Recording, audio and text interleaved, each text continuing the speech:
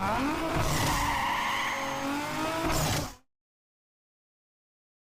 this is Brian. Thanks for watching Kies Motorsports. Today's video is a slightly different style. You will be noticing that we are not working on a BMW today. Sometimes we have an opportunity to help a friend or a family member out. So what we're going to do is we are going to do just that.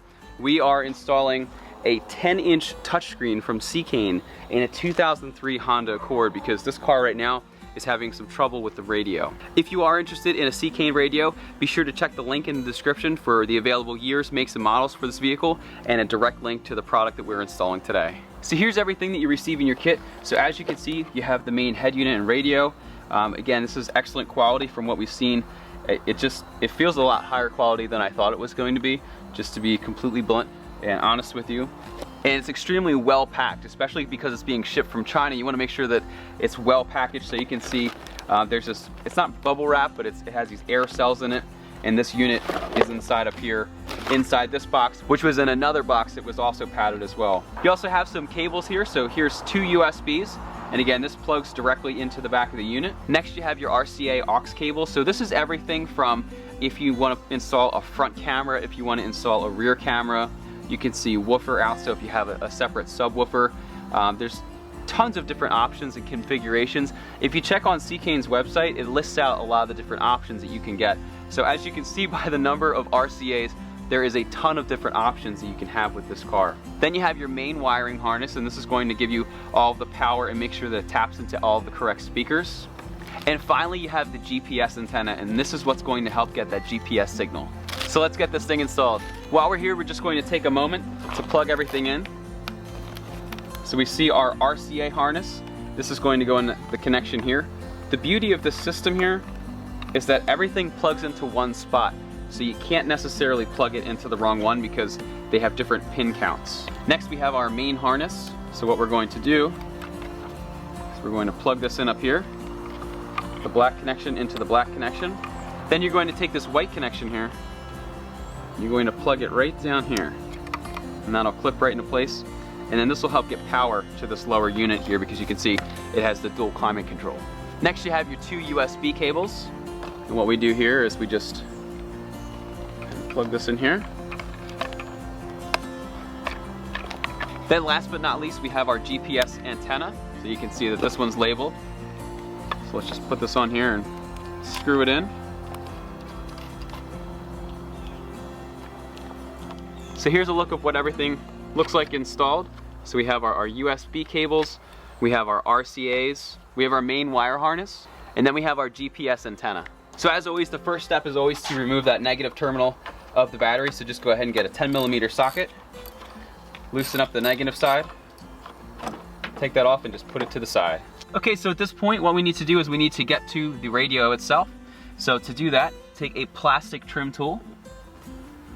We're just going to very gently pry it in here. And then once you do that, it's going to start to pop up some clips. Okay, and then what you want to do is just do it again around this area here. And then once you can start to get your hand in there, you can just start to very gently pull up on this. Okay. All right, great. What we could do is we could just sort of twist this over to the side, and this is going to be one of the first big steps. The next thing you want to do is you want to prepare the lower half. So what we're going to need to do is remove some of this trim so that we can get access to all of the screws that we need to underneath here. Okay, so what you want to do very carefully again, just use your plastic trim tool. Just start to very gently pry up on this piece here and start to release some of those tabs. Pull the e-brake up if that's in the way. Then what you can do is you can release these tabs. So there's just a tab that you press in right here, and then you'll be able to pull the plug out and then do the same thing on the other side. And then this piece of trim is easily removed. You can see that it's mainly held on by this fastener here and then this one over here. So let's just set that out of the way. Okay, once you've removed these 2 connections, there are 2 screws that are securing your ashtray in place. So what you want to do is go ahead and lift this up and take a trim tool and remove the first layer. The first layer is just a piece of rubber. It may have some change in it. So just go ahead and slide that away. Next, what you need to do is you need to remove this plastic piece right here because there's 2 screws that are hiding behind it. So to get this out, what you want to do is just slide a trim tool just very gently underneath and pull this out. Now the car that we're working on today, it looks like the radio's been out before because we realized that the screws were already out. So this is a step that we didn't necessarily need to make, but if you're doing this for the first time on your car and the radio hasn't been out, you're going to have to take these 2 out. Now if you look right down there, and right down there you can see the screw holes. So in your car, go ahead and remove those screws. Then what you can do, lift up on this entire piece, gently pivot it to the side, and on the 12 volt, there's one connection, there's a little plastic tab. You press this tab in, you slide it, and then this piece can be removed. Next, there are 2 screws at the corners here. There's one right down here, and there was one right over here. At this time, you can remove those. Next, we're going to need to get this piece out right here. However, the gear selector is in the way. On Hondas, there's this little piece of plastic, so what you can do is take a little knife or a screwdriver and pop that out. Then make sure your e-brake is up all the way. You can stick a key in there, press it down, then we can move the gear selector out of the way. Now what we're going to do is we are going to remove this compartment. To do this, what you want to do is close it. Try to rock it forward a little bit if you can. Just get your finger in there. And everything should just come out really nice for you. Now, as we were thinking earlier, it looks like this radio definitely was removed from the vehicle. So there are a couple more screws missing, but what we're going to do is we are going to show you where they are because your car should have them. All right, so under the head unit itself, when you look in here, there's 2 spots. There's a spot over here with this tab, and there's a spot over here with this tab. What you want to do is go ahead and remove those screws. Now, I'm not exactly sure if those screws were Phillips head or if they're 10mm, but based on every other screw that we've taken out, they're probably going to be a Phillips head, but they're very important to hold everything secure. So you want to make sure that you remove them. On the top of the radio, you can see that we have 3 more Phillips head screws. Let's go ahead and remove those.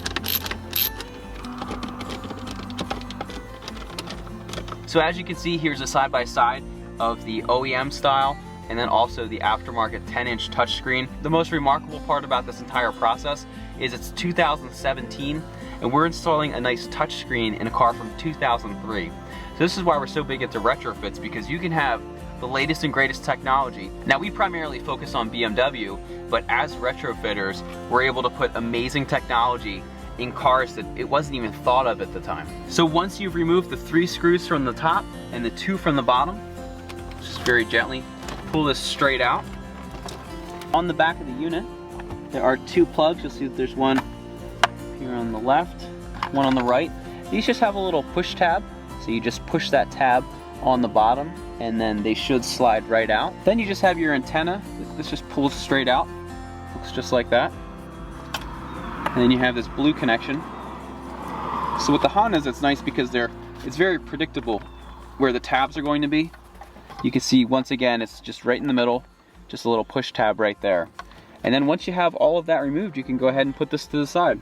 Next, what we're going to do is we are going to be routing the GPS antenna, which is going to give us that GPS signal.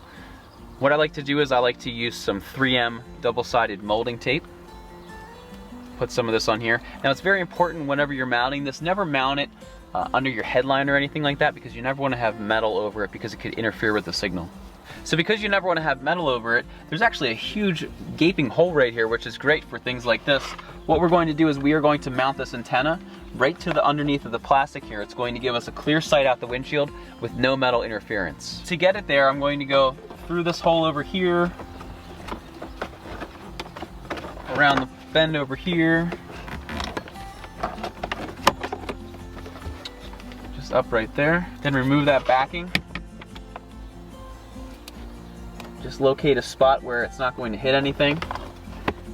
Again, I'm just mounting this right in the center here. There's a nice gaping hole where it shouldn't be affected at all. Make sure when you're running this wire that you run it underneath this piece of plastic right here. There's a couple holes on either side where you can run that antenna through, because you never want that wire to get pinched when we're screwing in the new radio. All right, now that that's done, what we're going to do is reconnect all of these connections.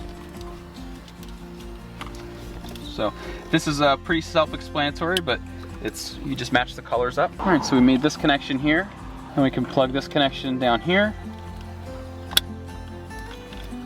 Get this connection.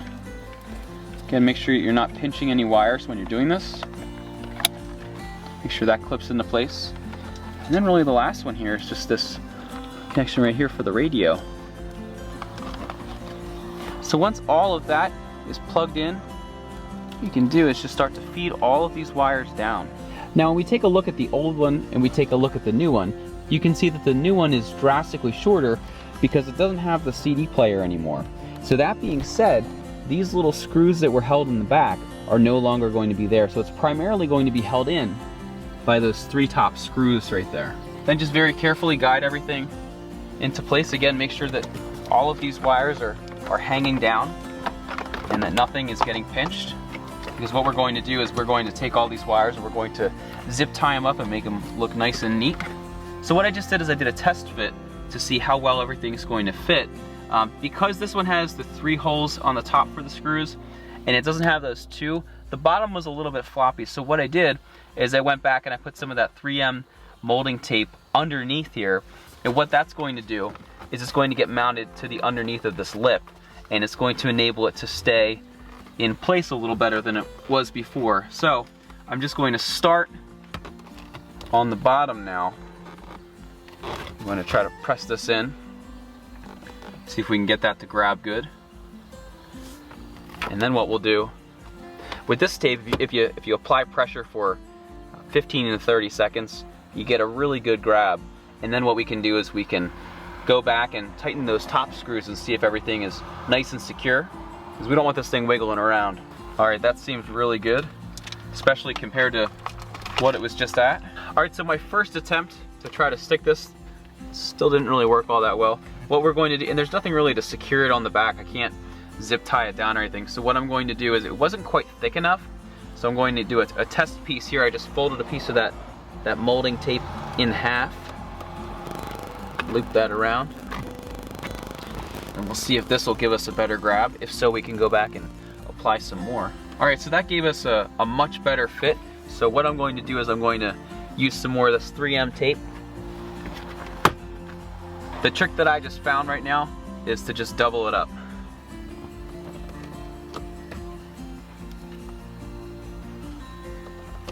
All right, so now we have a lot of tape on there, and that should stick really good. Much better than before. Okay, at this point, let's install the screws on the top. Start with that middle screw. All right, now what we can do is we can reinstall the vents here. So to do this, you pull them a little bit forward. You make sure you have that back in, and you just kind of slide everything into place. Make sure that you pop it down and it should go right into place. Now at this time, if you are installing any of these other accessories, you can go back and you can make that connection. What I want to do though is I want to run these 2 USB connections to the glove box for easy access. So with the Hondas, it's really nice because what you can do is just reach up, you feel where there's a hole, and you can feed it through. Here's one, and here's the second one. So this way, if we want to have an iPhone or an iPod or anything plugged in, it's super easy to get to. Now what you can do is go back and get all those wires that we had loose, if you haven't already done this, and just start to zip tie everything up.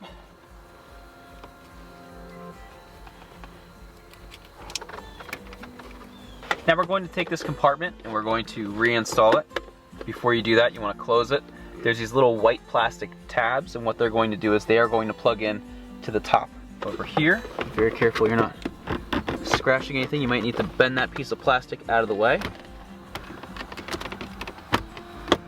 Go ahead and press this into place here and just do some testing. One of the most important parts is to make sure that you have all your wiring in place, because that's going to make sure that this is going to freely open and freely close. Now if you have the screws that were originally in there, make sure you install them at this point. I didn't have any. However, I always carry some extra screws as far as we work on. Now we're going to do, plug in your 12 volt. Just put that back in place. we'll do is we'll put this plastic piece back in here. Now if your car does have the screw holes and the screws there, what you can do is reinstall them. There's just 2 down there. But if not, reinstall that piece of plastic. Put your change back in.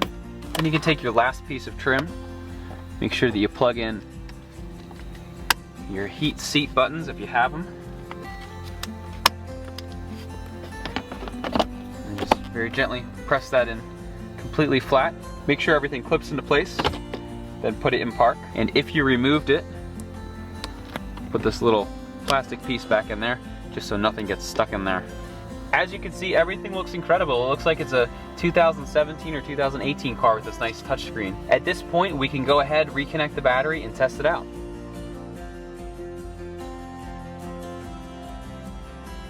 So when you first start the unit up, this is what it's going to look like. Obviously, you're going to have to go through and set things like the date and the time. But it's a really nice touchscreen. It's about the size of an iPad if you have one. It's really cool because you can, if you don't like the way that the apps are displayed, you can go ahead and rearrange them. If you go into something like the radio and you want to change the station, you can just move your finger around and it'll follow your finger and go to where you'd like to go. There's a little white button up here in the corner. If you press that, you can turn the unit off, you can turn up the volume, you can turn down the volume. Now it's a little bit hard to see because it is dark, but there's also some buttons over here. You can see there's a mic, there's a reset button, there's a power button, a home key, a back, a volume up, and a volume down, which is nice and handy to have. Down here, again, because it is a little bit dark, we have our fan speed up, fan speed down, ventilation system if you want the air coming in from the outside of the car or to recirculate. You have AC, you have mode, you have off, you have your dual climate controls in this one. As you can see, when I twisted it, we had a little menu pop up. It has the recirculate, dual, auto, and then some defroster settings. So we have this little button in the right corner again. We'll just hit the home key and we will return home. If this is ever on the screen, what you do is you just tap away and it will go away. You can see there's a little button in the middle here. When you push that, you can see all of the apps that are on the car, everything from Bluetooth music to Chrome to aux, radio, many of the different features that are available on this. So if you go into the car settings, this is where you're going to want to go and do some of your initial setup. So they did a really good job at trying to make this very intuitive. So for instance, if we want to go into BT Bluetooth music, what you want to do is it's going to say connect to Bluetooth device. It's called BC8 Android. So if you go into your Bluetooth settings, there's one that's called BC8 Android. You select that and it says the pin for this is 0000. So we'll hit 0000. We'll pair the device. And then just as a check, we'll go on YouTube for a second here. Hey, this is Brian. Thanks for watching Kies Motorsports. Today we're really excited to introduce our new partnership with AWE Tuning. So in addition to the main home screen, you can go ahead and swipe and you can see also some other apps, the ones that were easily accessed by pressing that button there. So let's just go back to our quick access screen. So you may want to go into your settings and you may want to just check some of these out. Some of the things you might want to look for are the language and the inputs. Make sure that everything is in English or your native language. You want to go into the date and time. Make sure that you set all of that as well. Make sure you set it for your time zone, because when we first installed this unit, it was set to China. So say you want to navigate somewhere, what we're going to do is this is the navigation app that's loaded onto the device. And from what we can tell, it seems to work pretty good. So just like you normally would, what we're going to do is we're going to navigate. Now we just have a random destination that's about 55 minutes from us. So if you hit navigate up here, it's going to calculate your path. And from where we're at, it is about 55 minutes, so that seems pretty accurate. Then what you can do is you can hit start, and it will take you on your way. And just as you'd expect, just like on your phone, you can zoom out, you can check out your map and make sure it's where you'd like to go. Okay, so another example is if you want to use your phone.